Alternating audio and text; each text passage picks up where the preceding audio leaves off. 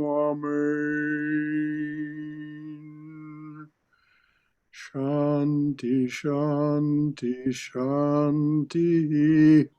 Peace, peace, peace be unto us and to all beings everywhere. So good evening, everyone. It is the solstice, and Cindy had thought that she was going to join us with some suggestions. There she is, for some solstice poems. Have you anything to suggest, Cindy, or shall we go ahead as usual? Well, I was going to go through the book and look for some that were seemed appropriate, and I just didn't have time. And then I got flashing light migraine. I don't have a headache, but I got and anyway. But I did find a poem. It's a Mary Oliver poem. Does anybody know Mary Oliver? Love Mary Oliver. It's just such a wonderful poem for the solstice. So I was wondering if I could read that. That sounds fine to me. Would it be all right, everybody? A little something a little different. Mary Oliver is a truly remarkable poet. Yeah, she is. Please do read it, Okay. and read it twice, please. So I will. And if you're not familiar or are with Mary Oliver, seriously look her up. She just passed away, I think, a couple years ago or so, a few years ago. not long ago, yeah. Not long, but she's just wonderful. Okay. This is called White Eyes. In winter, all the singing is in the tops of the trees, where the wind bird, with its white eyes, shoves and pushes among the branches. Like any of us, he wants to go to sleep, but he's restless. He has an idea, and slowly it unfolds from under his beating wings, as long as he stays awake. But his big, round music, after all, is too breathy to last. So it's over. In the pine crown, he makes his nest. He's done all he can. I don't know the name of this bird. I only imagine his glittering beak tucked in a white wing, while the clouds, which he has summoned from the north, which he has taught to be mild and silent, thicken and begin to fall into the world below like stars or the feathers of some unimaginable bird that loves us, that is asleep now and silent, that has turned itself into snow.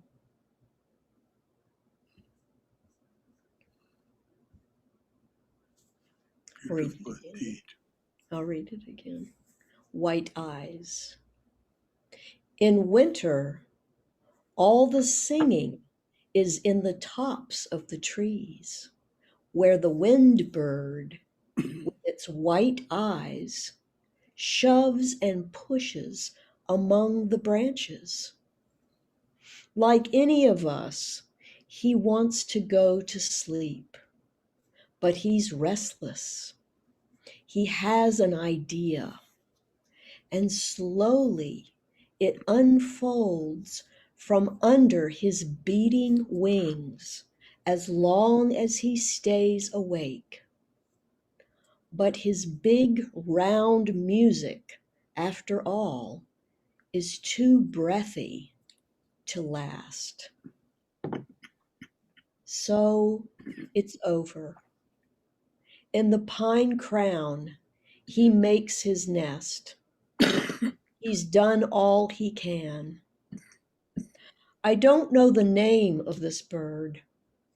I only imagine his glittering beak tucked in a white wing, while the clouds, which he has summoned from the north, which he has taught to be mild and silent, thicken and begin to fall into the world below like stars or the feathers of some unimaginable bird that loves us, that is asleep now and silent, that has turned itself into snow.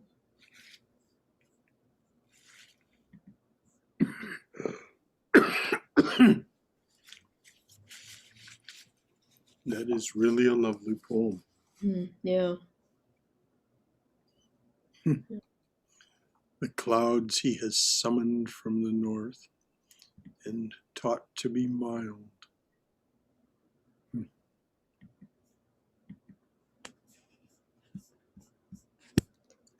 Anyone else have anything to say about that poem?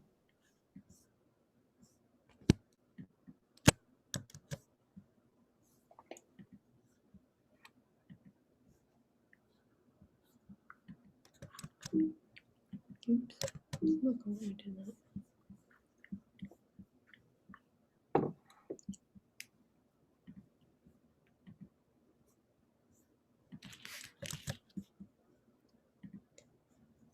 For those of you who don't know Mary Oliver, Maryoliver, Mary Oliver, you can find a lot of her work online. And she is not only very inspiring, but she's sometimes very funny. Mm-hmm. I just posted a link to that poem in the chat. Good.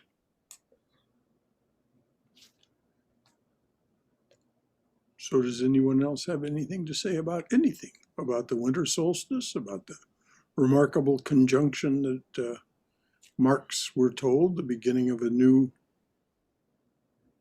era? 200 years. Yeah. Mm-hmm.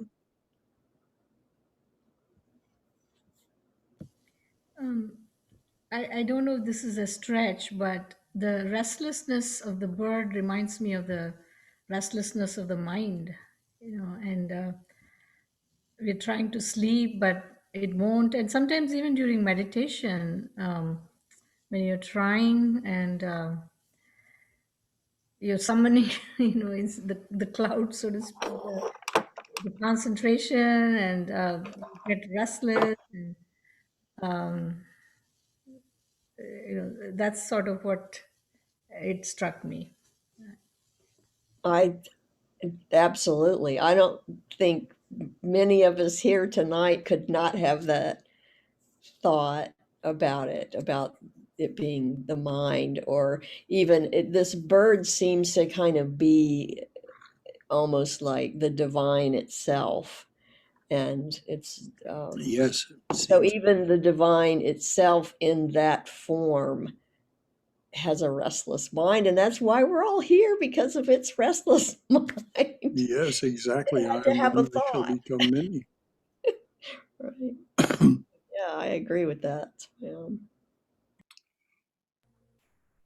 Okay, what was the birds? He had an idea or something. What can somebody expound on that? Cindy, what is it you think was?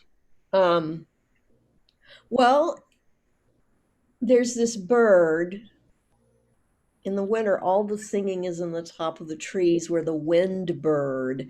So that made me think it was the wind, talking about the wind, and snow with its white eyes shoves and pushes among the branches, but that it wants to go to sleep like the rest of us, Which is especially, what winter is.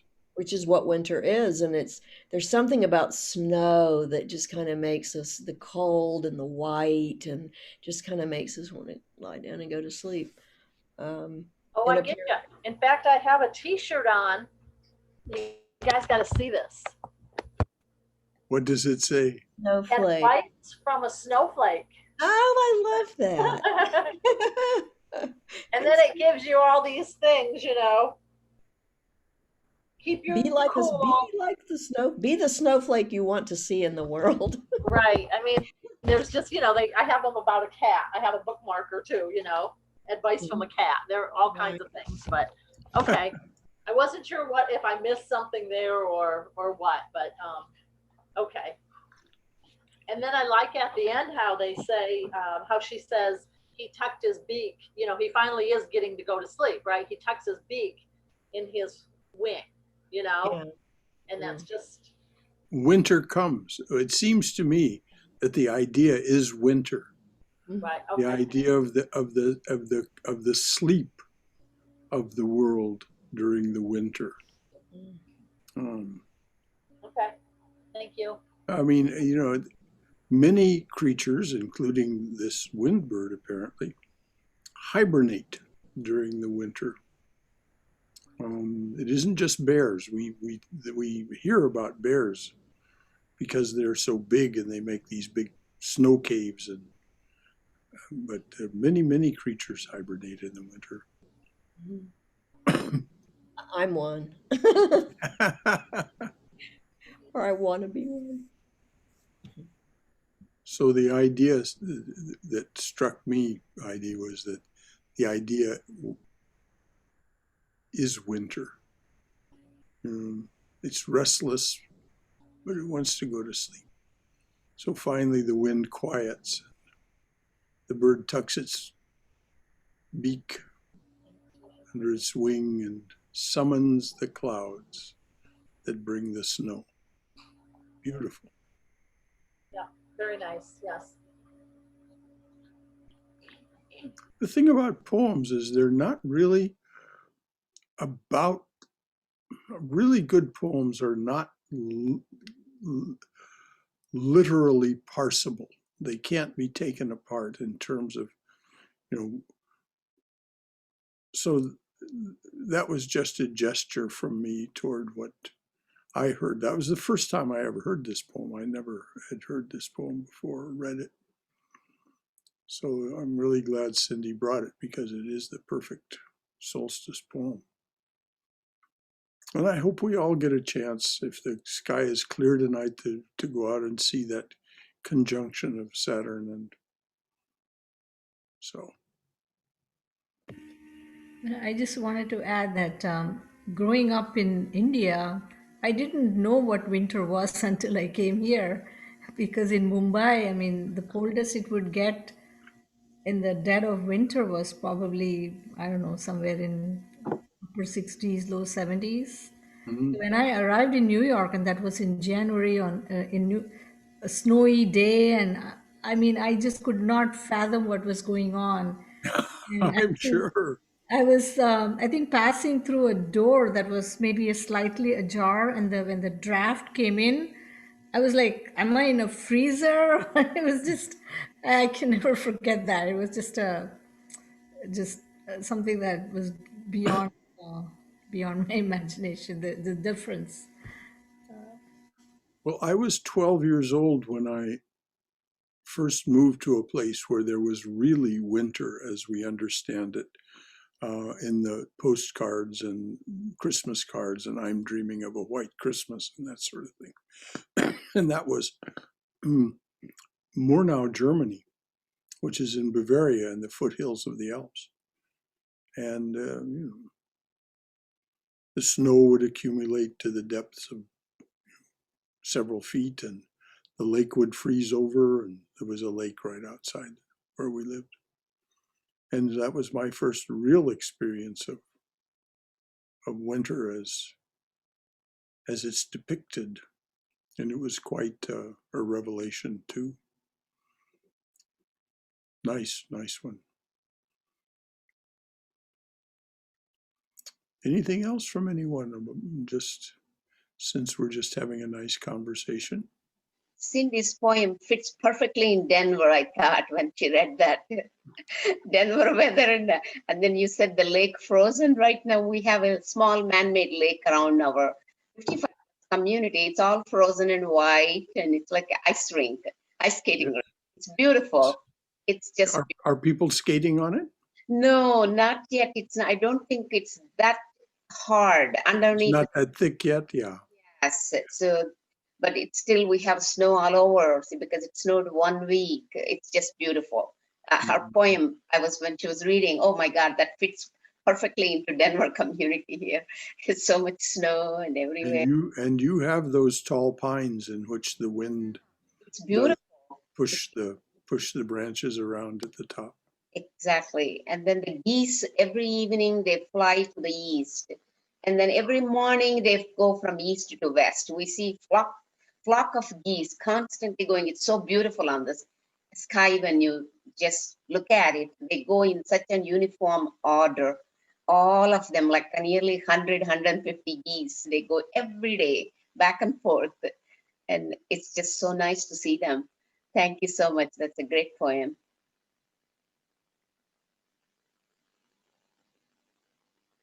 Anything else? Actually, I found this page and it's the one that the Mary Oliver was on, and it's 6 poems for the winter solstice. Mm. So there are more. If y'all want them, or Are we they all Oliver poems or are they? no, but they're all really good. I All can. right. I'll do a short. Anybody else want to hear them? Oh yeah. Sure, I would love to. Okay, well, thank you for finding that, Cindy. Let's have it. Here's a real short one. This is by Wendell Berry. Oh yes, Wendell Yeah. Berry. Mm-hmm. It's called To Know the Dark. To go in the dark with a light is to know the light. To know the dark, go dark, go without sight, and find that the dark too blooms and sings, and is traveled by dark feet and dark wings. Wow. I'm surprised that book wasn't in Barbara Brown Taylor's book, Learning to Walk in the Dark. Oh, Maybe it is, and I didn't know it. Didn't remember it. I really Please read like it it. again. Okay. To know the dark, Wendell Berry. To go in the dark with a light is to know the light. To know the dark, go dark, go without sight, and find that the dark too blooms and sings, and is traveled by dark feet and dark wings.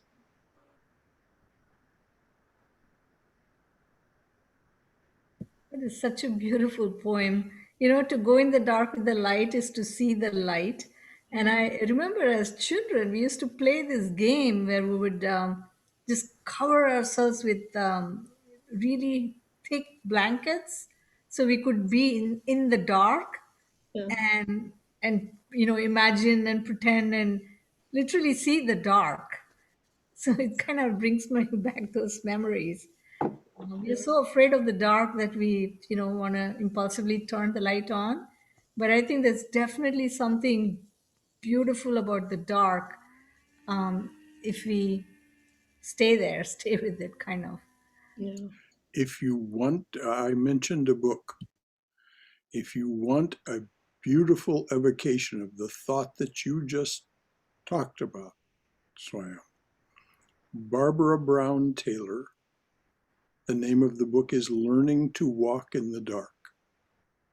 And it is absolutely a meditation on the beauty of darkness, on the fact that the negative attitudes that we have about the dark, as you said, being afraid of the dark and so on, are cultural and not, there's no imperative there.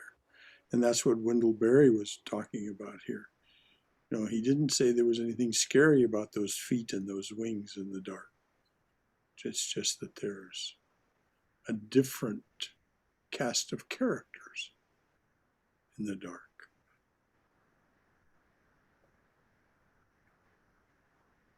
Anyone else have anything to say about that lovely poem? I think it's really interesting because I was today earlier reading, I read a verse in the Gita, which was talking about how Krishna exists in all things, and like the good and the bad and the dark and the light.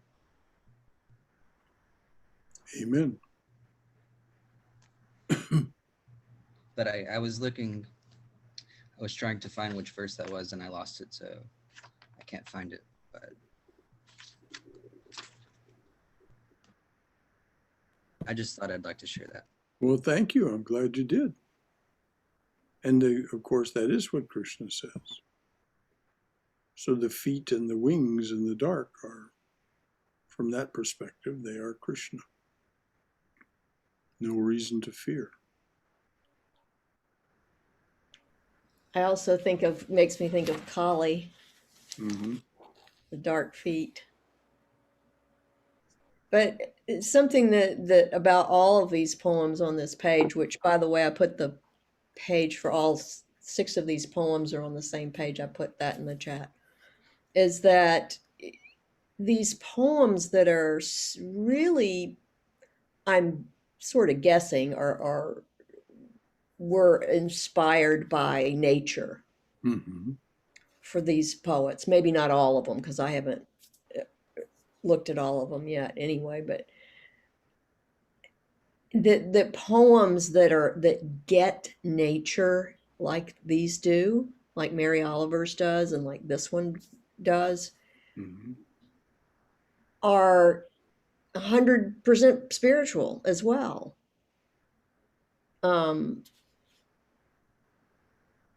I love that about the solstice, the winter solstice, is Mm-hmm. that it's such an, its roots are in, earth-based spirituality and earth-based religions, but it's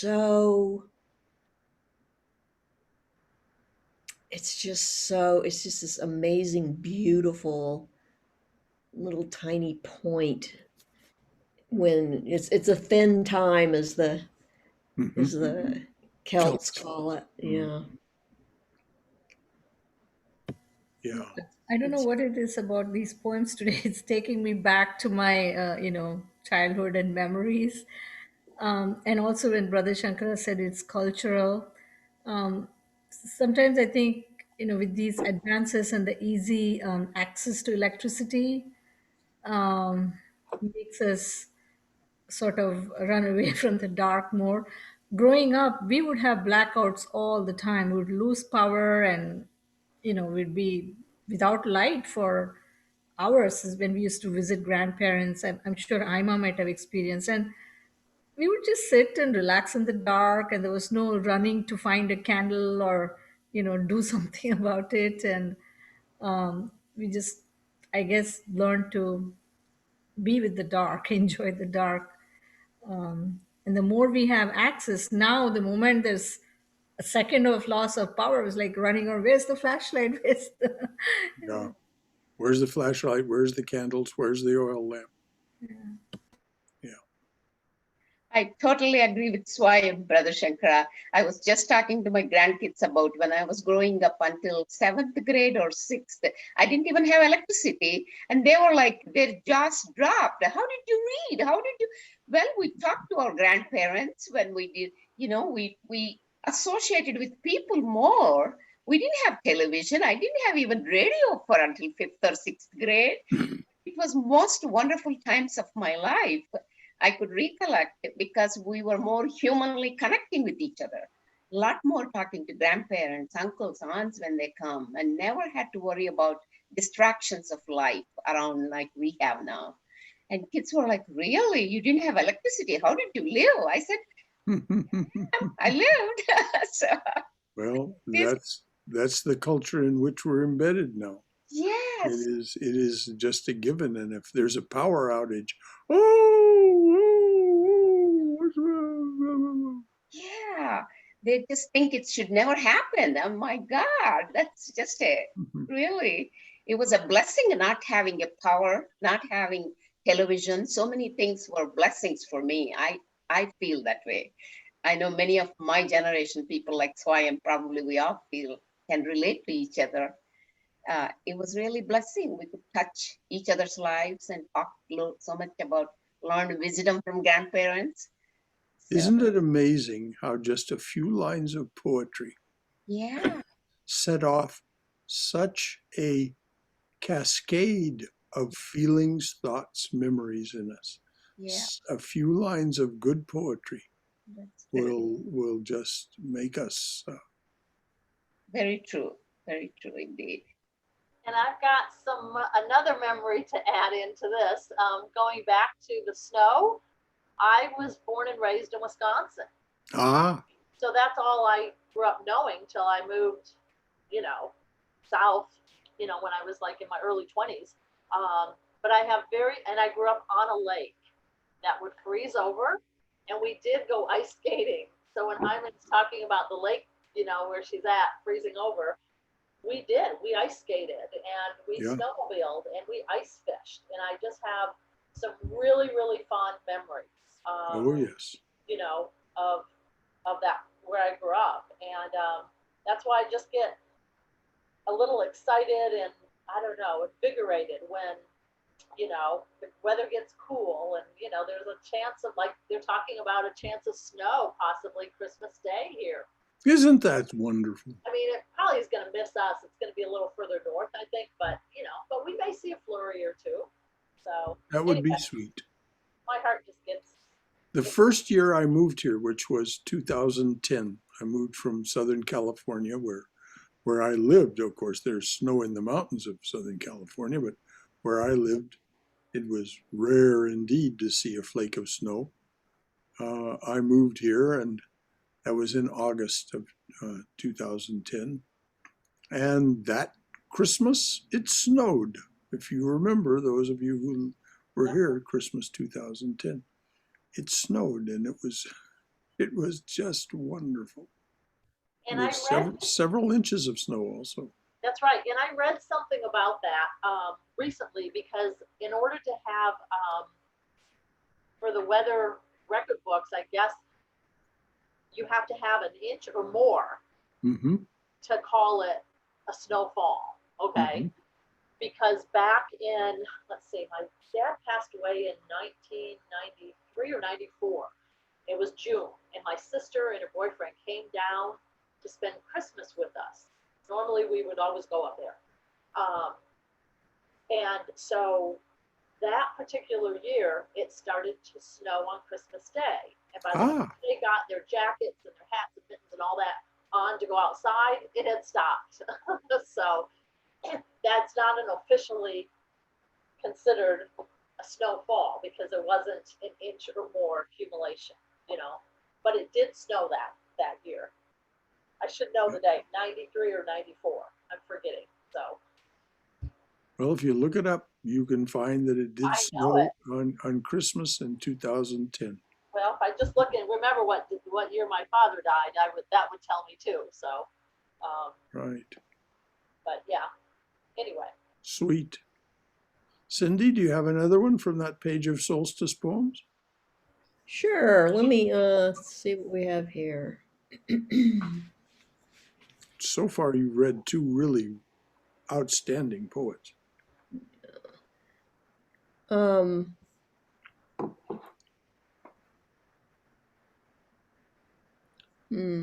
Oh, here's one. Here's one I want to read. This is called An Old Man's Winter by Robert Frost. Oh. Do you know this one? No, I know Robert Frost. Okay. Okay. An Old Man's Winter Night is what it's called. All out of doors looked darkly in at him through the thin frost, almost in separate stars that gathers on the pane in empty rooms. What kept his eyes from giving back the gaze was the lamp tilted near them in his hand. What kept him from remembering what it was that brought him to that creaking room was age. He stood with barrels round him at a loss, and having scared the cellar under him in clomping there, and scared the outer night, wait a minute, sorry, I lost myself. And having scared the cellar under him in clomping there, he scared it once again in clomping off, and scared the outer night, which has its sounds familiar, like the roar of trees and crack of branches, common things, but nothing so like beating on a box. A light he was to no one but himself, where now he sat, concerned with he knew what, a quiet light, and then not even that. He consigned to the moon, such as she was, so late rising, to the broken moon as better than the sun in any case, for such a charge, his snow upon the roof, his icicles along the wall to keep, and slept. The log that shifted with a jolt once in the oven disturbed him, and he shifted and eased his heavy breathing, but still slept. One aged man, one man, can't keep a house, a farm, a countryside. Or if he can, it's thus he does it of a winter night. Oh, that's beautiful. Would you read that again, please? I will. All out of doors looked darkly in at him through the thin frost, almost in separate stars, that gathers on the pane in empty rooms. What kept his eyes from giving back the gaze was the lamp tilted near them in his hand. What kept him from remembering what it was that brought him to that creaking room was age. He stood with barrels round him at a loss, and having scared the cellar under him in clomping there, he scared it once again in clomping off, and scared the outer night, which has its sounds familiar, like the roar of trees and crack of branches, common things, but nothing so like beating on a box. A light he was to no one but himself, where now he sat, concerned with he knew what, a quiet light, and then not even that.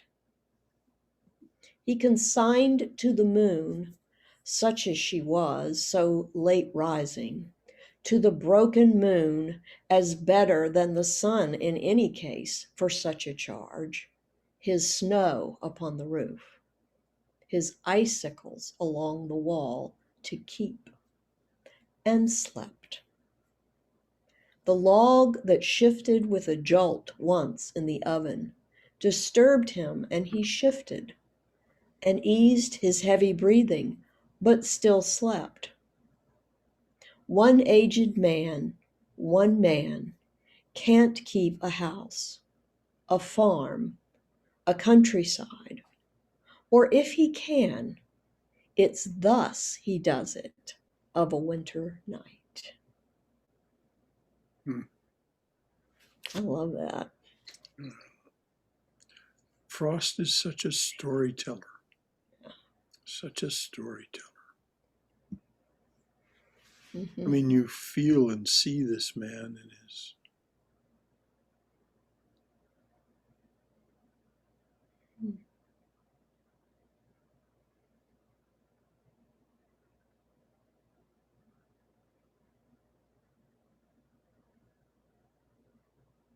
Hmm. Robert Frost is probably one of the half dozen greatest poets this country has produced. I mean, if you look at his body of work, it's just remarkable.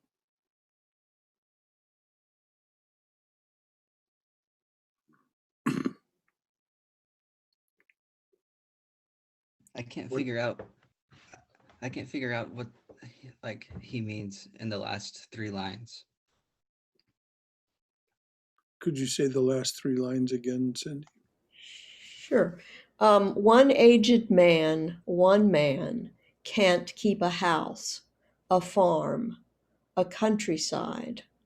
Or if he can, it's thus he does it of a winter night.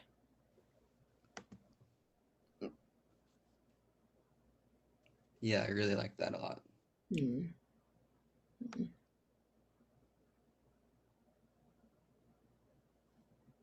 It's just so clear to see exactly what he's describing in this. This guy in this house by himself, and it's cold and snowy, or what, it's dark, and it was all looking in darkly at him, and there was frost on the windows, and he tipped his lamp toward it to see, but that just kept him from seeing.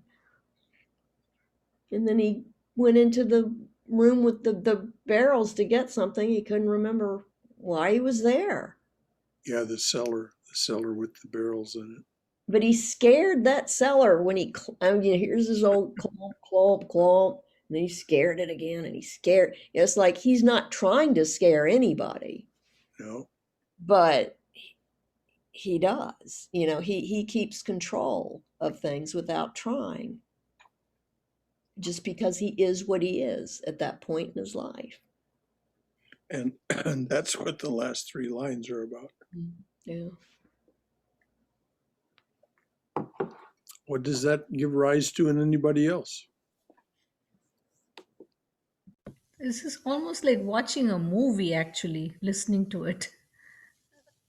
Um, That's very well put, Swam. That's what I meant when I said Frost is such a storyteller. but like Aaron, I'm still processing the last line, that an old man cannot keep a house or farm, but if he can, it is thus. What was the exact last line? It is thus in a winter Um, night. he can't a farm, a countryside, or if he can, it's thus he does it of a winter night. And I think that's that language he's using. I think what he's saying is, um, you know, old man by himself who can't remember why he goes into the barrel, into the cellar, and all these different things. Um, you would think, he can't keep a house. He can't be by himself in a house. He can't keep a farm. He can't keep anything. Or if he can, he does it like this. He does it like has just been described. He keeps he, It's about the moon, yeah. about giving giving the night its beauty and its due. Hmm. He says, for this, the night, the moon is better than the sun Hmm. because it will, the snow on the roof, the icicles on the wall that are his own. Mm-hmm. Yeah, right. His icicles. Mm-hmm. And because he consigned them to the moon, such as she was, Mm-hmm. they're both kind of ragtag, to the Right. broken moon as better than the sun in any case for such a charge. He consigns to her his snow upon the roof, his icicles, and slept. And then he slept. He was okay. Yeah. That's how if he's going to keep a farm, a house, a farm, a countryside, this is how he's going to do it by not trying to keep it. Right? by giving it to the moon, to nature. Yeah. That's how I hear it anyway. And I certainly agree with Swayam. It's like watching a movie. Hmm.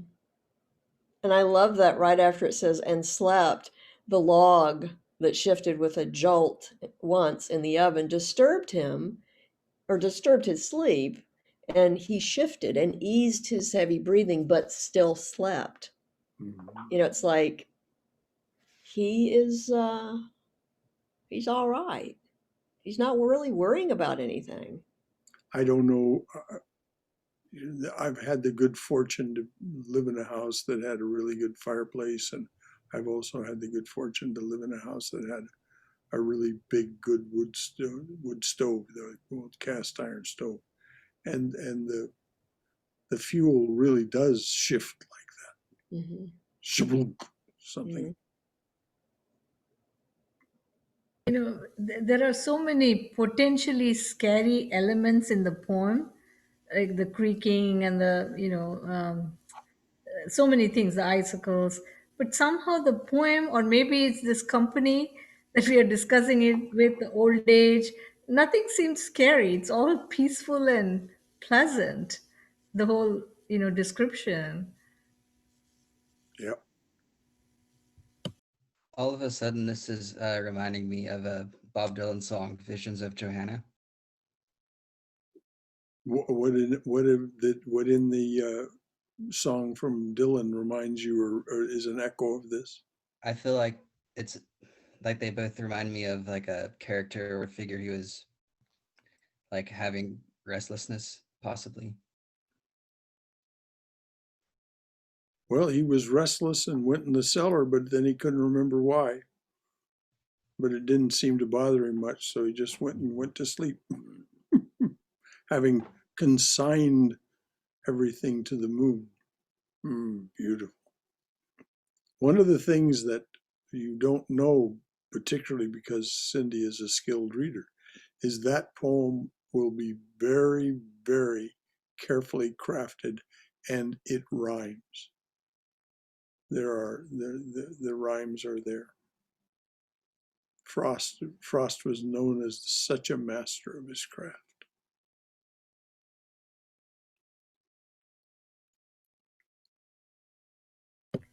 Talking about old age and memory, I have come across a joke. I mean, this is a poetry class, so I don't know if you want to hear it. If not, I can. Please. Okay. And I'm going to try and recall it because it's been a while. But so this a class of, you know, uh, that's like having a 50th reunion. Hmm.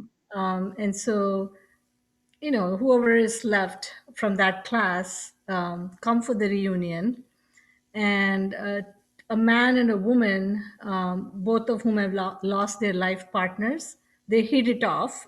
So they're sitting by each other, they talk and get to like each other. And the man proposes to the lady, "Will you marry me?" And she says, "Oh," first he thinks, "Oh, will she accept or not?" And finally gets the courage to propose, and then she accepts it. And so they're very happy, and then they say okay, and they go back to their homes. The next morning, when the guy wakes up, he's all worried. He says, "Oh, I know I proposed to her, but I don't know if she said yes or not. I just cannot remember. What should I do? I just can't remember. I know I proposed." So he says, finally he gets the courage and picks up the phone and calls her.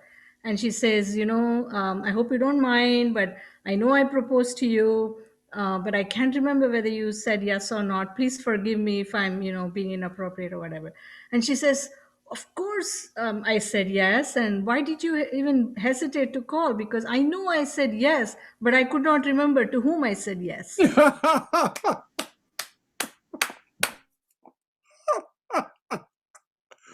That's priceless.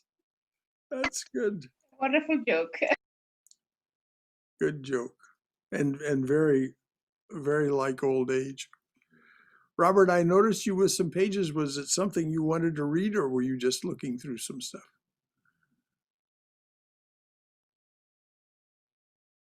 No, I was just organizing something, I was sitting here. Okay, I just wanted to offer you the opportunity to read Yeah, something if there yeah, was something yeah. you wanted to read. Anything else about this wonderful Frost poem before we move on?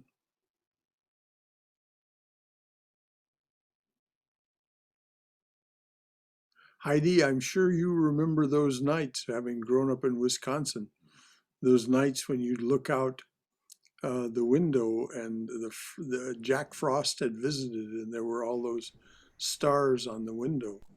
And particularly, Oh, as it said, in those of rooms. course. In fact, this was a common practice where I grew up. I mean, you would put like there was a plastic that you would put on the inside of your windows, okay, Uh-huh, to keep the cold out. I mean, right.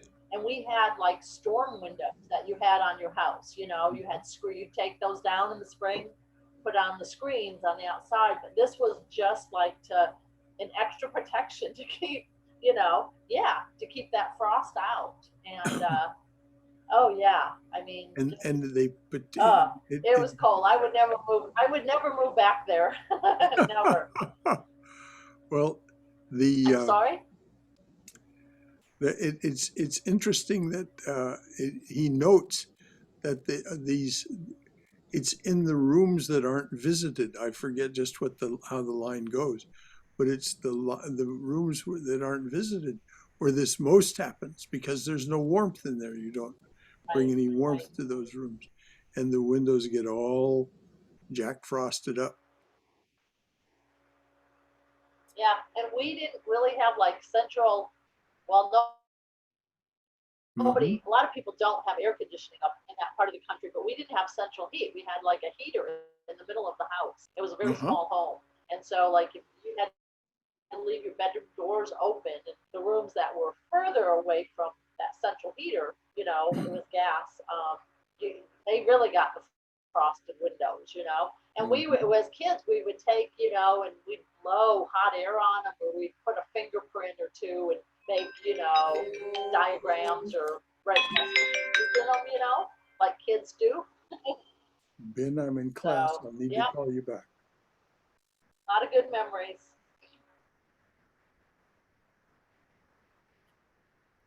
Sorry, folks. That was my son calling me, not realizing I was in this reading and discussion group. So I missed the last of what you said, Heidi. I'm sorry. No, I just said, what did I say? See? the age, the memory here. You were I'm not talking Yes. even that about old, but you were talking about frosted windows. Aaron said you were talking about frosted windows. oh, you're cutting in and out, Aaron. Well, it Well, was I me. think It I was was saying me we had like saying a what central Aaron. heater in it. It was me repeating what Aaron said. Aaron said you were talking about frosted windows. Right, on the windows. Yeah. Right. And the windows that were the rooms that were furthest away from the central heater, of course, those got Right. frosted the most. And as kids, we would either blow some hot air on them, make diagrams, or fingerprints, Right. or Right. we'd just do stuff like, especially around the holidays. You'd write Merry Christmas, or I don't know, a heart at Valentine's Day, maybe, or just some silly thing that kids would do like that. Making the best of kind of a Yep. And situation like that. But speaking of making the best of winter, here's a short poem called Winter at 14. The open window lets the snow blow in. The maid will scold me, I know. Well, let her. My heart yearns for this wind, this cold, a tall ship. Winter at 14.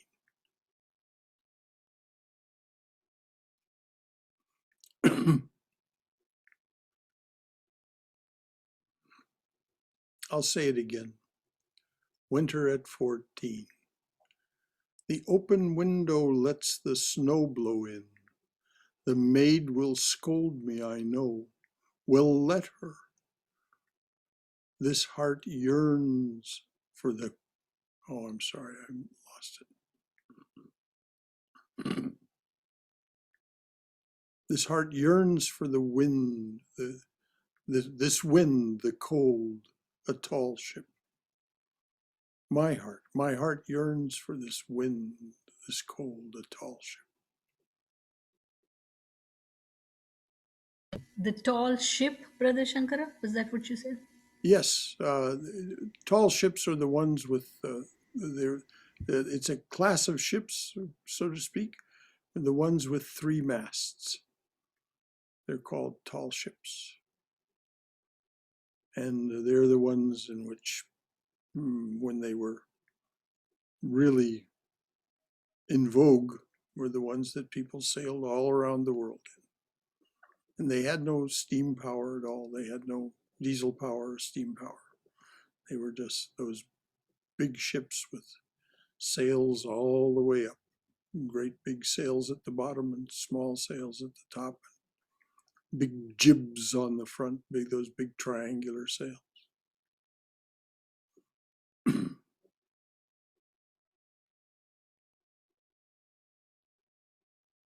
It's not really a solstice poem, but it is definitely a winter poem. So Cindy, do you have another one?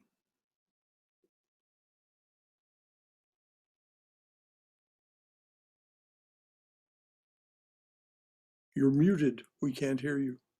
I was looking for something. Oh, I'm sorry. Oh, no, it's okay.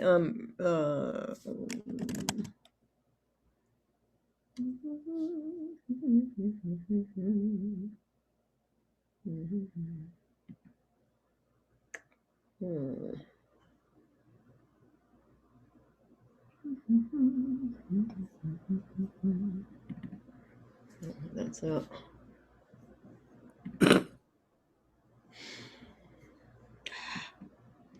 I can't find what I'm looking for. Let's see. There's one more. We have a few more minutes, and this one is, oh, lost it again. Hold on, we're shaking. Okay, this is Shankar. This is the one that Debbie Wild sent us, and Lisa Wiffle posted today. It's a well-known solstice poem, and it is a solstice poem, and it is called the shortest day by Susan Cooper. So the shortest day came, and the year died, and everywhere down the centuries of the snow-white world came people singing, dancing, to drive the dark away. They lighted candles in the winter trees. They hung their homes with evergreen. They burned beseeching fires all night long to keep the year alive. And when the New Year's sunshine blazed awake, they shouted, reveling. Through all the frosty ages, you can hear them echoing behind us. Listen. All the long echoes sing the same delight. This shortest day, as promise wakens in the sleeping land, they carol, feast, give thanks, and dearly love their friends and hope for peace. And so do we here now, this year and every year. Welcome, Yule.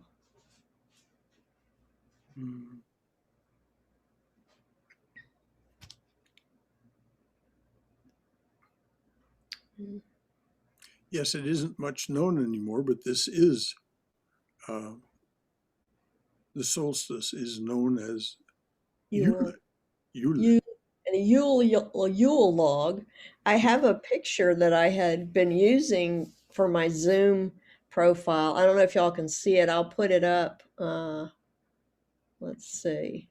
If you can see that, That actually, I don't know who did that artwork, but that was used along with an online publication of this poem I just read. Oh, Susan.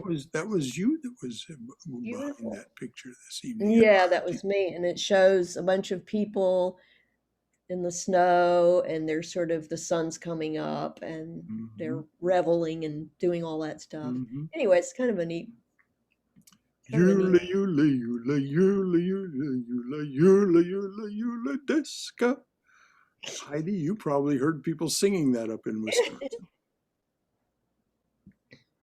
Not really. I mean, it's a Scandinavian. right. And song. I've got German and Polish, background to me. So well, I don't know if you ever so you might have heard those. Me, but the Germans also relate to Yule.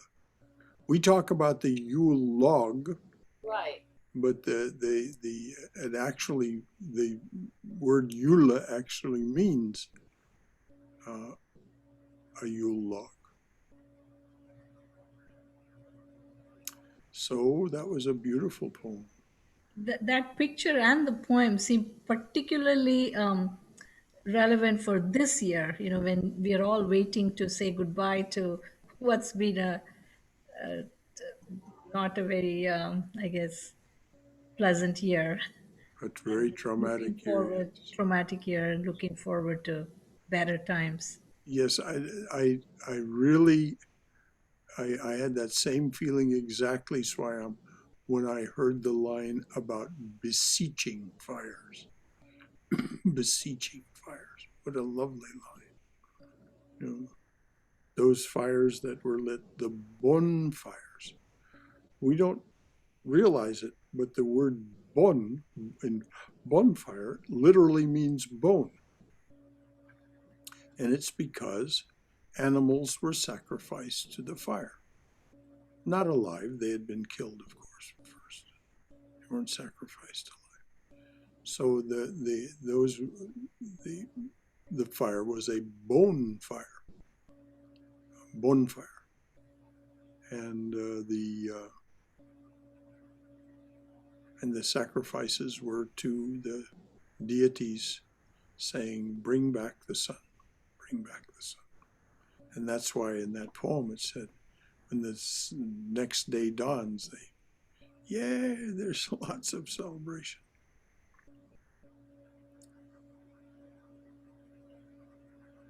Well, dear ones, we didn't read any Rumi tonight. We'll get to Rumi again next week after Christmas. And I hope you all have the sweetest and most uplifting and fulfilling of holidays. Holy days. We forget that holidays means holy days, or at least I. So is there class tomorrow? Yes, tomorrow and Wednesday. Okay. As pleases yourself. I mean, you come if you like. Yeah, you didn't mention it, so I thought maybe you weren't going to have it this week. No, we'll study the life of Holy Mother tomorrow night, and great. Then Jnana Yoga on Wednesday night. Good. No, there's no reason for us to. Today, I feel like I was actually in sort of like a place having a sleepover with everybody, roasting marshmallows and drinking hot chocolate. I really felt that companionship.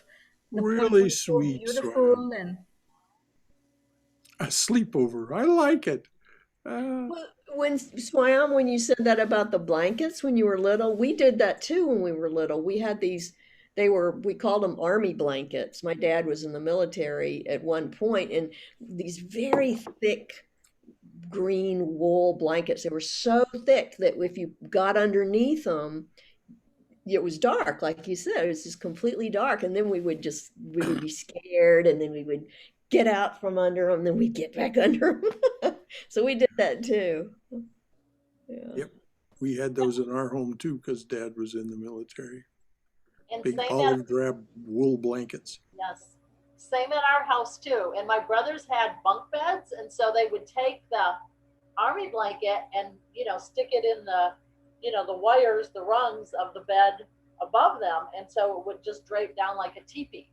And so Yeah. we'd get underneath there and giggle and laugh and Uh-huh. all that kind of stuff. We'd pretend we were hiding. Yes. all of us have lived in a way privileged lives. It's I'm just inviting us to consider, as we come into this holy season, all of those who do not live privileged lives and what we can do for them. And for those of you who go on our website, you will find that there's a link to the Atlanta Community Food Bank.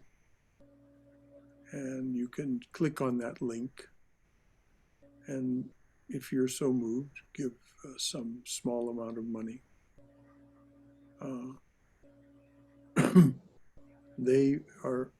It's amazing what they do with $1. How many people, how many meals they can provide for each dollar because they're a distribution organization. They don't literally feed people. They give food to people who do feed people.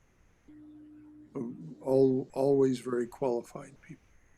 But food manufacturers, food product manufacturers, and grocery stores and so on, particularly at this time of year, give them millions and millions of pounds of food. And so they use your contributions not so much to buy food, because the food is donated to them, but they use it to package and distribute this to food pantries, soup kitchens, churches that are feeding the homeless, and so on. It's really a remarkable organization. Atlanta Community Food Bank. Because there are many people who are not so privileged. And I mean, I can say I've never known what it is to be hungry, to go to bed without food. And yet, according to the Atlanta Community Food Bank, at least, and this is pre-pandemic, at least 1 out of 4 children in Atlanta go to bed hungry. And that's probably increased now with the pandemic.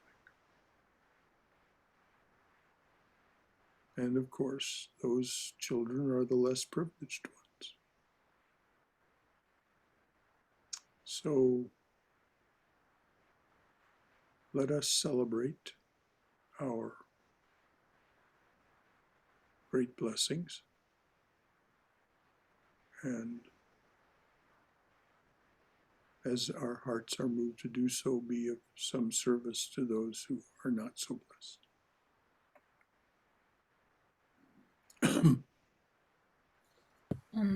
I just wanted to share that I have never gone to bed hungry, but when we were growing up, there were days that we didn't know where our food was going to come from the next day. We would sell old newspapers Mm-hmm. to get money to buy food. But Mm-hmm. I've never gone hungry because we had so much love, and you know, whatever little we had, we shared. And so um, nothing like what the children that are those really needy ones are talking about. So even in that, I think I was blessed how we Oh, yes. pulled through those times. Yes. Well, we as I said, each of us who's on the screen tonight has lived in a way a blessed life.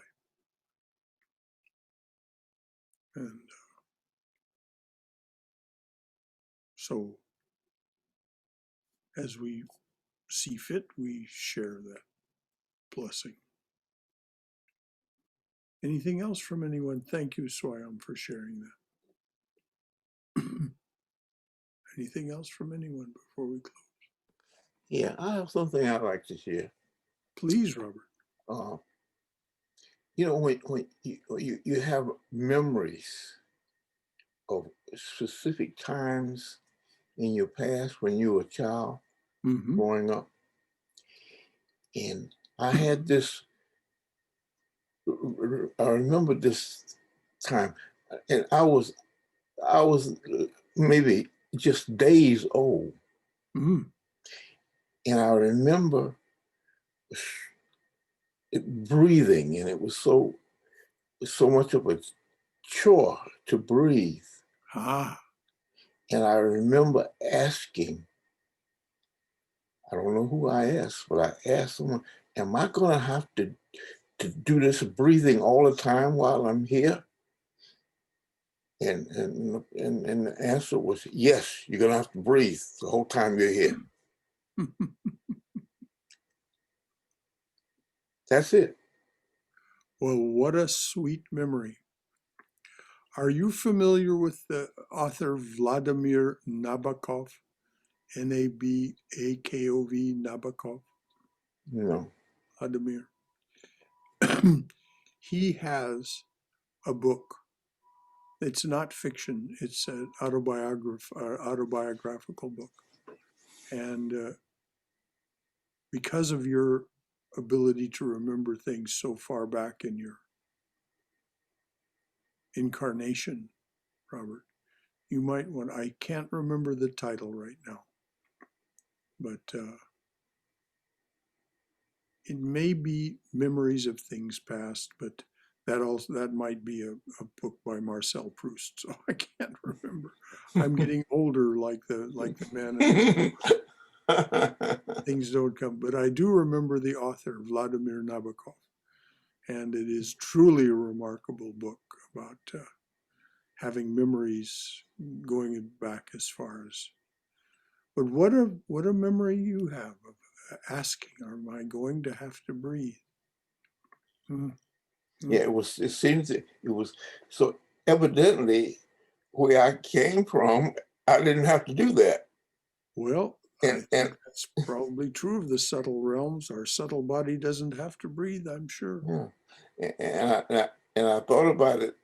I've given it a lot of thought lately because it kind of came back to me, and it was like a validation of the evolution of the human body. Yes. Of the soul, rather. Mm-hmm. And that's like a confirmation for me. I've had two. I had another one. I hadn't planned to share this one, but it came out. I was in a psychology class at NYU, and we were dealing with recurring dreams. Mm-hmm. And each person in the class had to share. Well, they were asked to share a recurring dream if you had one. Mm-hmm. And I had this recurring dream that I had been having, that I was in this cave, and I was being squeezed in this cave.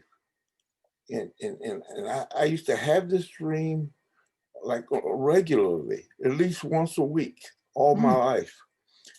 And so I shared it in this class, and the professor analyzed it, and he told me, he said that was you being born. It never occurred to me. I thought I was in a tunnel or in a cave, and I was being caged, being squeezed. And after he told me what it was, I never had that dream again. Well, it's good that it resolved, particularly if it was troubling you. But I know. that is a remarkable dream, and when you were talking about it, that was the thought that arose in my mind. I mean, I wasn't analyzing, but this was a Mhm. dream of being in the womb and then being born, then being squeezed that way. Mhm. Any other memories or sweet thoughts that anyone wants to share? I like Swayam's idea that this is like a sleepover. We can share all kinds of things.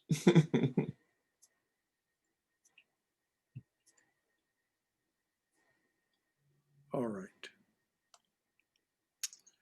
Well, may you go forward in the Divine Mother's loving and protective embrace. May your heart be full of joy at the idea that the divine incarnates as it did in the being of Jesus Christ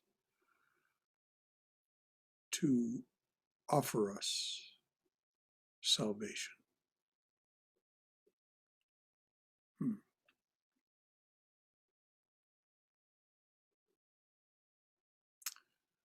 So any last thought from anyone? All right. A sweet good night. Thank you, Brother Shankar. See you tomorrow. Om Amen. Om Amen. Om Amen. Jai Yesudeva. Jai Maria. Jai Yesudeva. Jai Maria. Jai Yesudeva. So, a sweet good night to you all. Good night. Good night, everybody. Good night to everybody. Good night. Merry Christmas. Merry Christmas indeed. And thank you, Cindy, for your wonderful poems and reading tonight. Oh, Yes. my pleasure. It was great that you found them. All right, dears. I Good night. enjoyed our Zoom's pajama party. Yes, indeed. We'll wear our jammies and we'll have marshmallows and fire going. I'm transported back to when I had the footy pajamas as a girl, you know? Bye, everyone. Good night. Bye. Good night. Good night.